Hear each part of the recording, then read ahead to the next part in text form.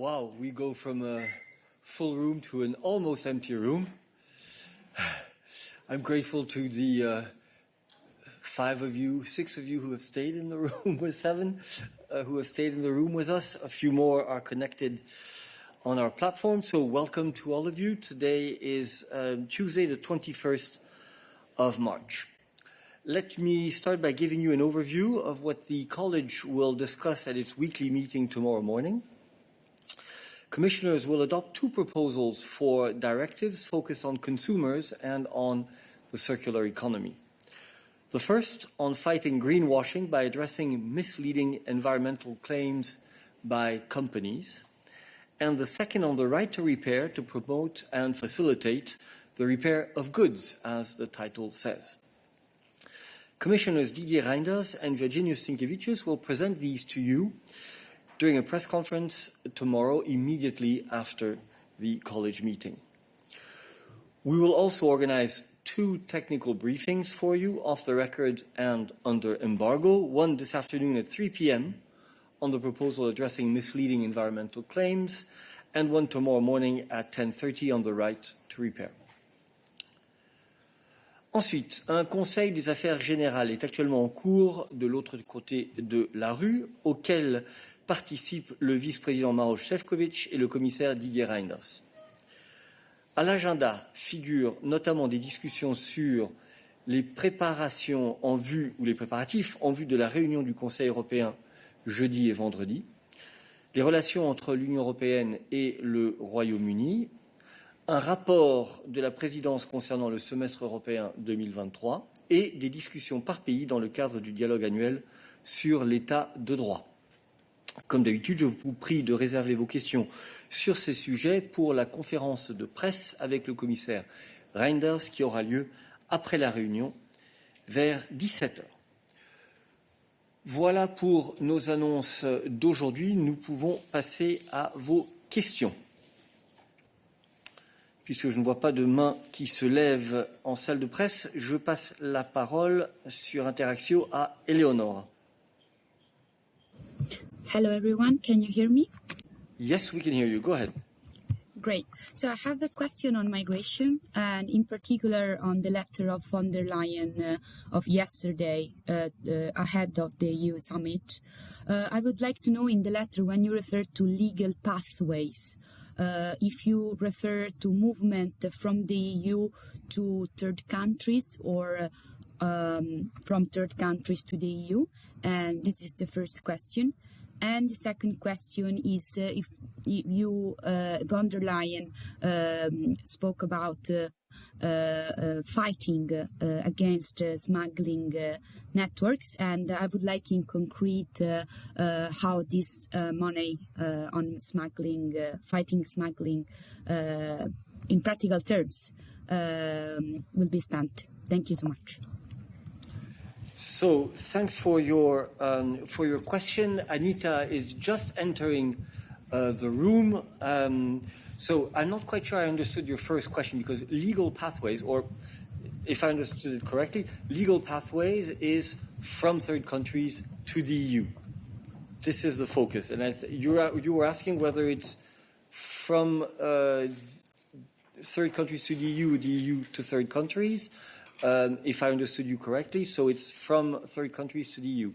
On your second question, I would ask you apologies just to repeat it so that Anita can catch her breath and make sure she has understood correctly.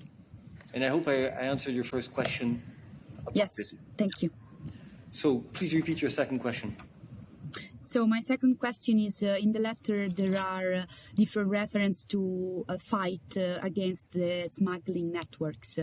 For smuggling, I mean traffickers of migrants, of human being.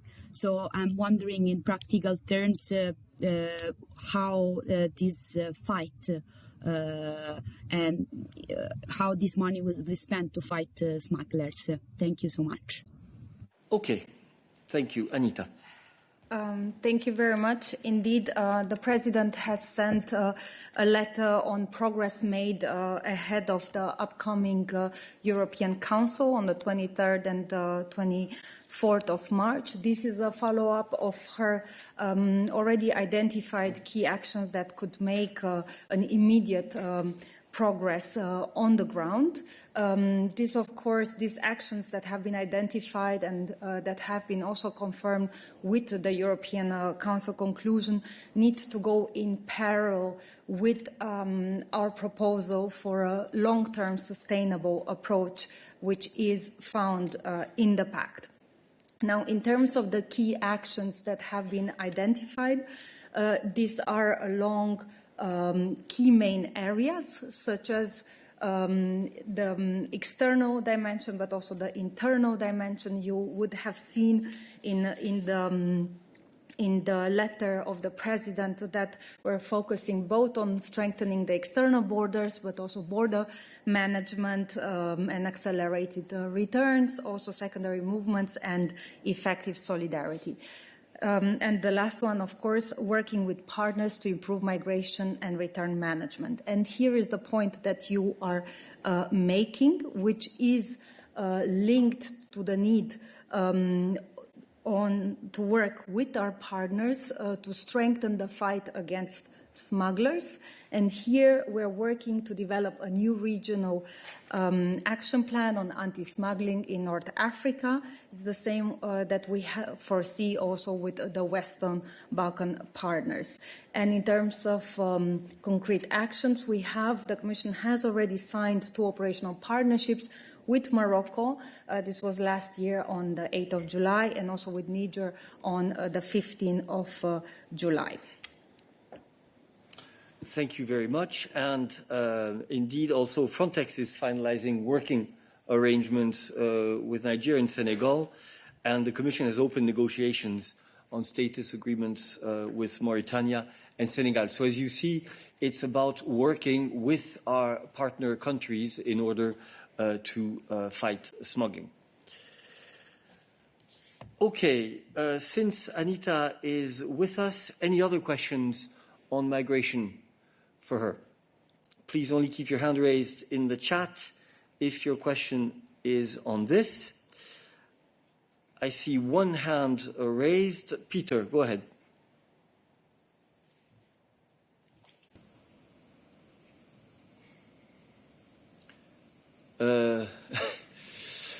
Peter, you have the floor if you want to ask a question.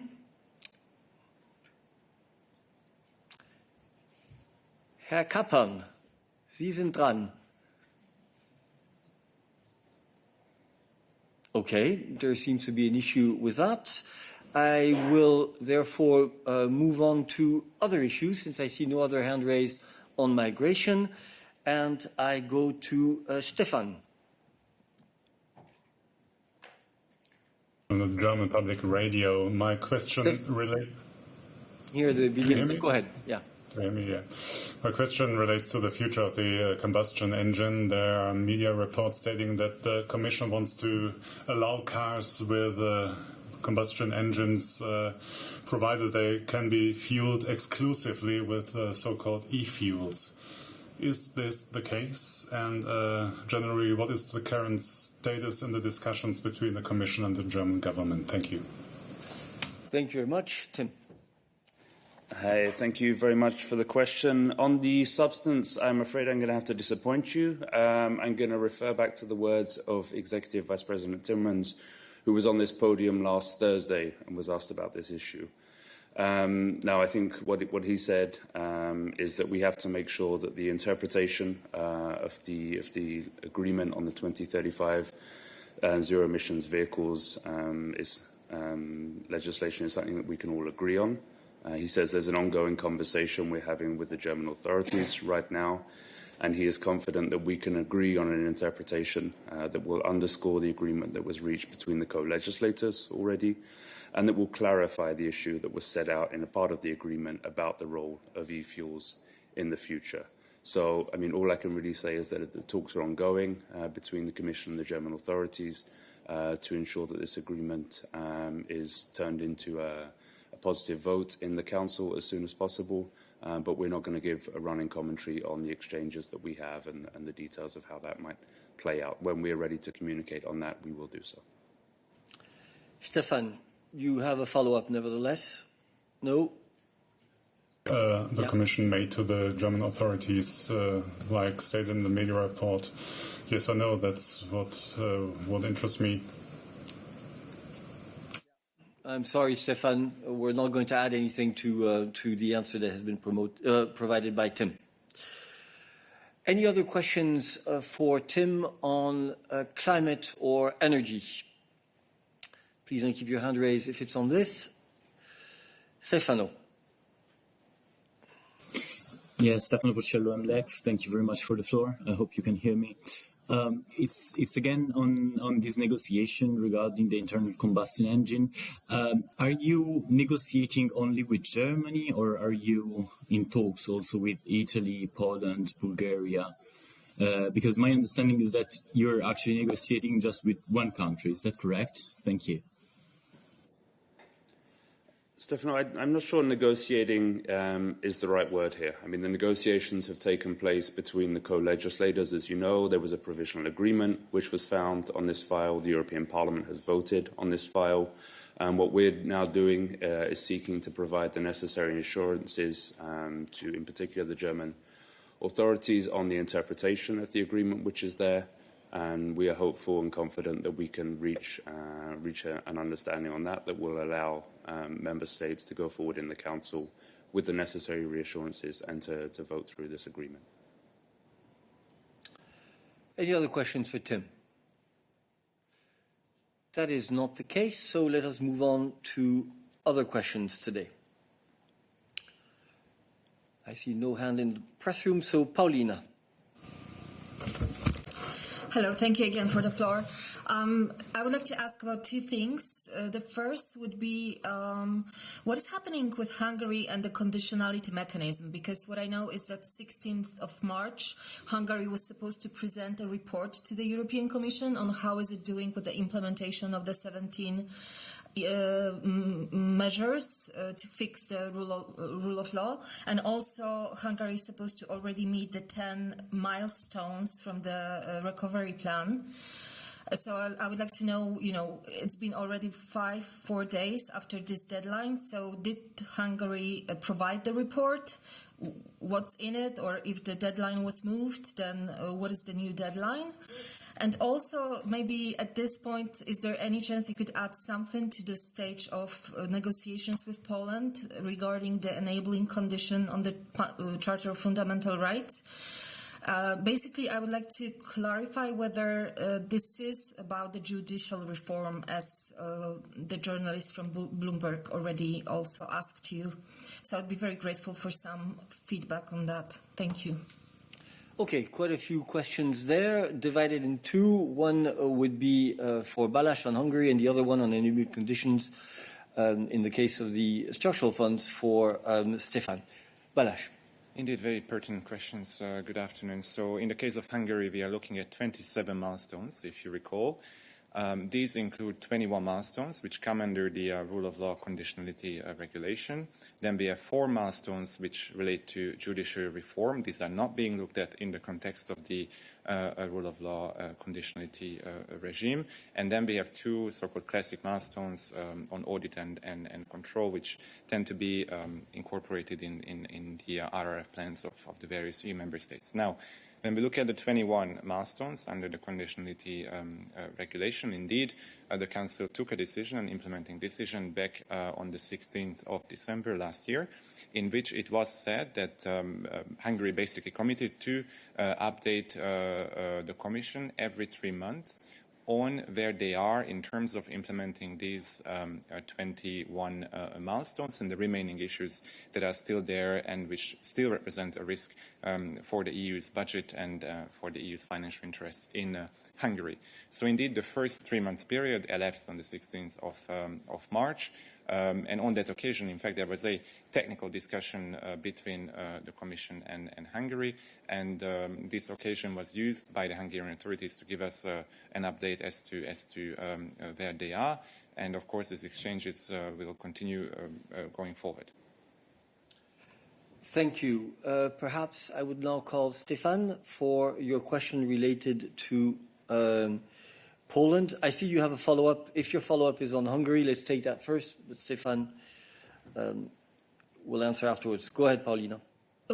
Is there a final deadline? So, what is the deadline for Hungary to actually fulfill all the conditions? If you say that this has only been a discussion on how are they doing, is there a final deadline that they actually have to meet to finish this, for example, to finish the conditionality procedure? Thank you. There's no formal deadline. So as I said, there is a commitment from Hungary to provide an update every 3 months. But basically what there is the fact that once Hungary fulfills the remaining commitments, and then the Commission comes to the conclusion that this is all done in line with our expectations, then we can of course bring the case to the Council, and then the measures could be potentially lifted. But again, this is a hypothetical scenario. There is no hard deadline, and of course we do know the broader context. We know we know the essential dates when it comes to the public interest trusts. We've previously spoken about the fact that by June or July, if everything is resolved, then any impact could be avoided. But there is no regulatory deadline, if you like, in the process. Pauline, if I can formulate it differently, it's as long as Hungary has not convinced us, presented to us measures that show that they are complying with the conditions that have been set. The measures which were adopted by Council suspending part of the funding remain in place. So it's the other way around, in fact. I'll give you one last follow-up, and then we'll go to your question on Poland. Thank you. Sorry. So just how is Hungary doing? What did they report to the Commission? And what is the opinion of the Commission? How are they doing with the implementation? Thank you. Yes, obviously, I'm not going to comment on ongoing exchanges between us and the member states. So once we have something to communicate on this matter, we will do so. But for now, the exchanges continue, and we are not going to provide continuous updates. Thank you. We move to your question on the enabling conditions, and Stefan will answer that. Thank you very much, Paulina. You also raised this question during the press conference with Commissioner Ferreira. So actually, there's nothing I can add to what the Commissioner has explained during that press conference. I can only reiterate that in the case of the Polish cohesion programs, the Polish authorities indicate in their self-assessment that they do not comply with the enabling conditions. And so it's for Poland now to inform the Commission how they intend to ensure compliance with these legal conditions. The Commission is, as you know, in dialogue with Poland to ensure that the requirements of these enabling conditions are fully met. That covers, for instance, institutional and procedural arrangements necessary to ensure respect of all relevance of the Charter in the implementation of the funds. But again, as indicated before, Poland indicated in its self-assessment that it's not complying with these enabling conditions, so it's up to Poland to inform us how they intend to ensure this compliance. Thank you. Okay, I see no further questions on this. I only see one hand raised in the chat from Tommaso. So, Tommaso, we will go to you.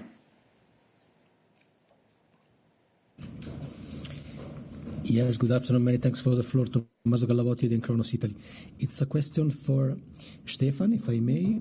It's on bird flu because some strains of these viruses are circulating among mammals. There has been recently a die-off of sea lions in Peru, if I've read well. I wonder, since you have created HERA, if this potential threat is on your radar, and if you're financing or hoarding vaccines. I don't know exactly what is the situation. As long as vaccines are concerned, I think they exist, but they're not produced at a large scale. So if you could enlighten us on this. Thank you. Thank you very much for this question on avian flu. As you know, this is something that we obviously very much follow, and in particular, our colleagues in the ECDC, they have come out with risk assessments following the avian flu. In terms of vaccines, yes, vaccines do exist. There are currently 2 avian influenza vaccines authorized in the Union, Nobilis influenza H5N2 and PA Orvac plus L plus E. Which have indeed been authorized, and the Commission signed 2 joint procurement reservation contracts to purchase these vaccines in the case of a pandemic, one with the company GSK and the other with Securus UK. Upon declaration of an influenza pandemic by the WHO, the companies would then update their vaccines to target the actual virus strain causing the pandemic. So yes, with our colleagues of the ECDC, with the colleagues of the HERA, this is very much on our radar screen, and we continue to follow closely. Thank you. All right. Very detailed answer there. Any other questions for Stefan on health issues? That is not the case. Stefan, we come back to you if you are now off the phone.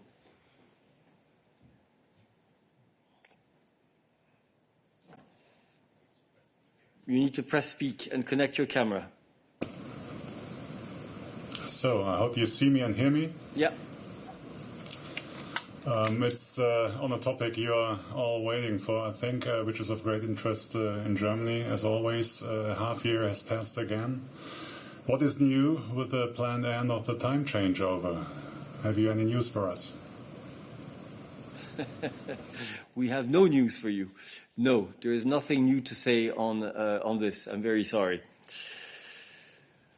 Okay, any other questions for us today? Amaya. Hello, Maya Portugal, Basque Public Radio. I would like to have a comment on the sentence of the EU Court of Justice about the Dieselgate this morning, and if the possible implications for the consumers. Thanks.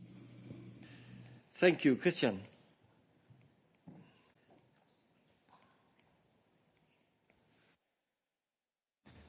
Yes, hi Maya, thank you for your question.